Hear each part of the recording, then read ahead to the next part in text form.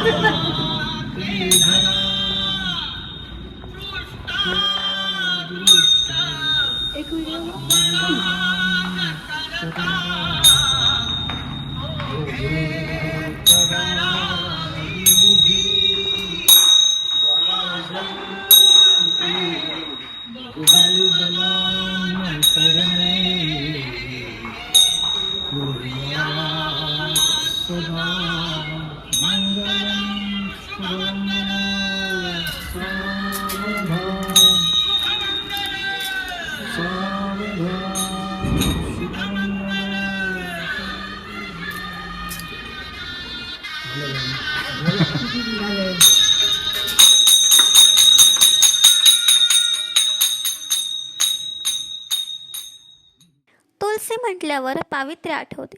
पवित्र अशी ही तुळस आपल्या अंगणात असणे म्हणजे सौभाग्य, शुभता व पावित्र्याचे प्रतीक आहे. म्हटले जाते, ज्या घरात तुळस असते तिथे कधीच नेगेटिव्ह शक्ती जाऊच शकत नाही. असे मानले जाते की घरातील लक्ष्मी म्हणजेच घरातील स्त्रिया जर आनंदात असेल तर तुळसही टवटवीत राहते व ते घर सदा प्रसन्न राहते. तर सुरू करूया तुलसी विवाहाची कथा. तर सर्वात पहिले आपण जाणून घेणार आहोत तुलसी विवाहाची पूजा कशी मांडतात. तर तुळशीला नवीन वस्त्र पांघरतात, त्यावर मांडव म्हणून उसाची व धाड्यांची खोपटी ठेवतात. पूजेची उपचार समर्पण करून विष्णूला जागे करतात व त्यानंतर बाळकृष्ण व तुळस या दोघांमध्ये अंतरपाठ धरून मंगलाष्टके म्हणून त्यांचा विवाह लावला जातो. कर्त्याने यानंतर तुळशीचे कन्यादान करावे व नंतर मंत्रपुष्प आणि आरती करावी असा संकेत आहे.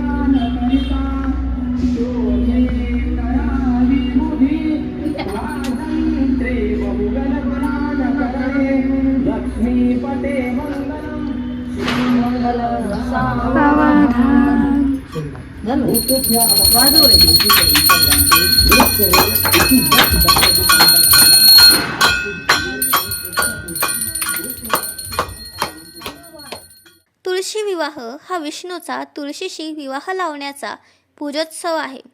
कार्तिक शुद्ध एकादशीपासून ते कार्तिक पौर्णिमेपर्यंत तुळशी विवाह करण्याचा प्रघात आहे. कार्तिक शुक्ल एकादशी ते पौर्णिमा असे 5 दिवस ही दिवाळी असते. कार्तिक शुद्ध एकादशी म्हणजे प्रबोधिनी एकादशी होय. अशी श्रद्धा आहे की या दिवशी श्री विष्णू झोपेतून जागे होतात आणि चतुर्मास संपतो. विष्णूच्या या जागृतीचा जो उत्सव करतात त्याला प्रबोध उत्सव असे म्हणतात. हा उत्सव आणि तुळशी विवाह हे दोन्ही उत्सव एकत्रिताने करण्याची रूढी आहे. तुळशी विवाह म्हणजे तुळशी पवित्र तुळस वनस्पतीच्या रोपट्याचे शालिग्राम किंवा विष्णू किंवा त्यांचे अवतार श्रीकृष्ण याच्याशी विवाह प्रबोधिनी एकादशीपासून करण्याची पूजोत्सव प्रथा आहे. भगवान विष्णू कार्तिक महिन्यातील देवउठणी एकादशीला संपूर्ण 4 महिने झोपल्यानंतर उठतात, तेव्हा तुळशीशी लग्न लावतात.